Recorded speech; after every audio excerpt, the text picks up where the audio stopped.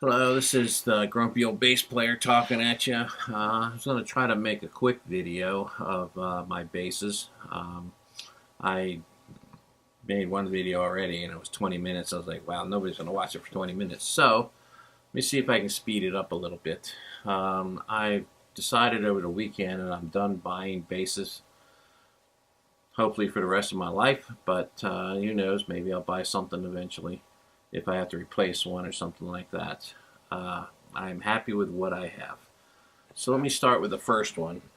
The first one I bought was this. I was playing with a P bass with a church when I first started playing about 3.5 years ago, and I liked the P bass style. Um, so I wanted a better one, but I didn't want to spend a lot of the bucks on it, especially like the cost of a Fender. So I decided to get the Squire Classic Vibe. It was $3.99 at Guitar Center. It was at the time their most expensive model, and I really love this bass. I did change the pickups on it. I got some Seymour Duncan quarter pounders. Read a lot of people did that, and they really loved it. I got some different tuners. I got some 20 to 1 tuners, showers. Put some flat wounds on it. I bought this bass mainly because of the bridge. The bridge has got these large brass barrels, and I wanted something that would transfer better, heavier bridge. I like the low lows, so I like to play bass to be bass. So I bought this one. This was the first one I bought, and I've been happy with it. This has been a great bass for me. It's probably the one I use the most currently, but that may change here shortly. I'll get to that a little bit later. Um, but it's a very comfortable bass. The neck does have a finish on it. I was concerned about that, but it's been fine. It's a very good bass. You can't go wrong with the money. A little bit of work, so I've got probably a total of $175 more in it. So this is about $575 sitting, and I think it sounds just as good as any Fender. The second bass I got was this one here, which is a Squire Affinity.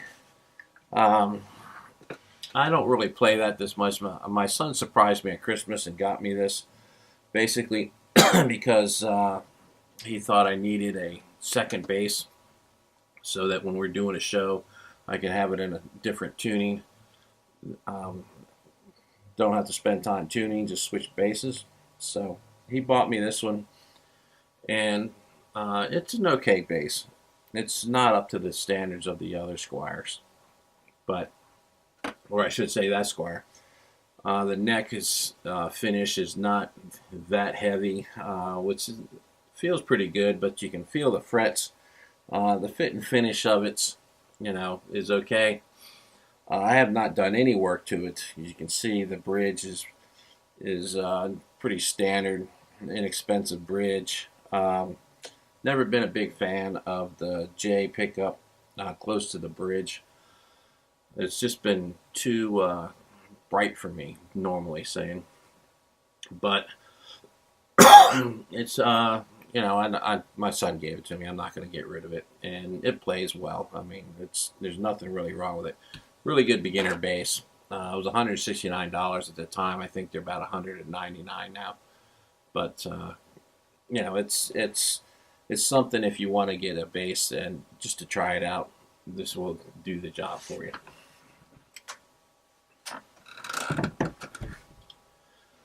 The third one I got is this Sterling by Music Man sub.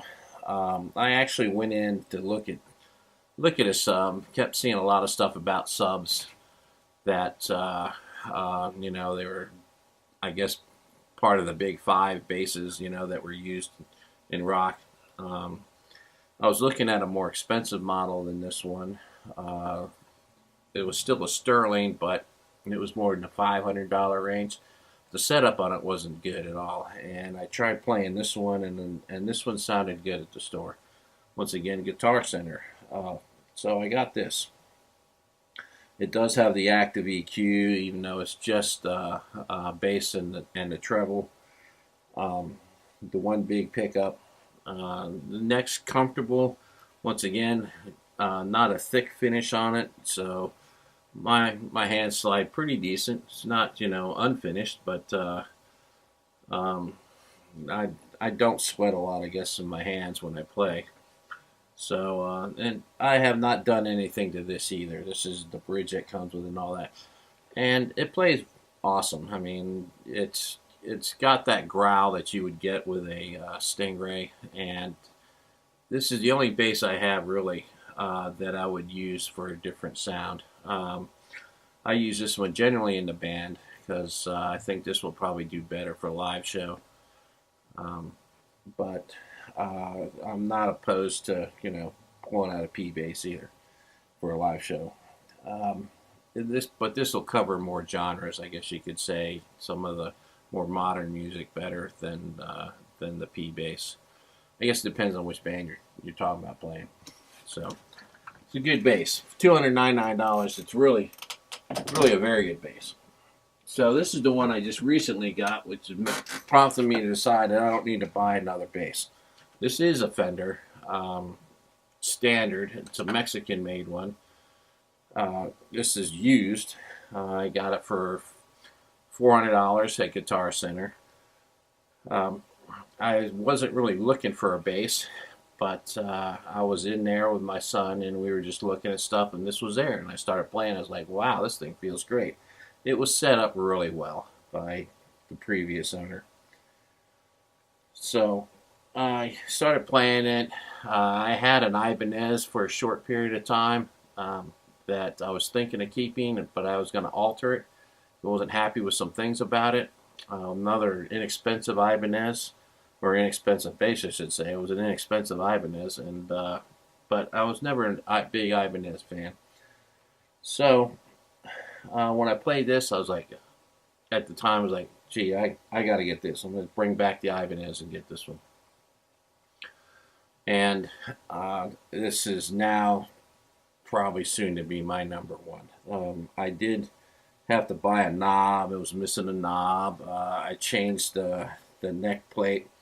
It didn't have the original Fender neck plate on it. It had some indiscreet, no-name brand.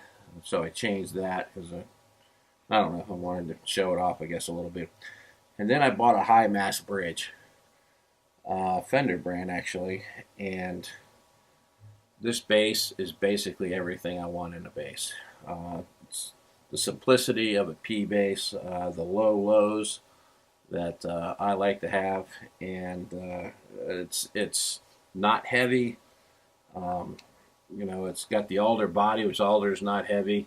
The neck is lightly finished, so I slide pretty easily. You know, the tuners probably could be, you know, a little nicer, 20-to-1 tuners maybe, but no big deal there. I seem to keep this in tune pretty well. The intonation's almost dead on. It just plays great. Gives me all the tones that I really like, and like I said, this is what prompted me to say I don't need to buy another bass. I'll work on other things to help my sound, but this is basically it. This will probably be my number one. I've played it in a few videos. And I don't want to throw the other one to the side because I think that one sounds great too, and I love that one. The classic vibe, the Sterling Music Man. That thing's has got its place too. When I do have band practice and stuff like that, it's when I use that bass.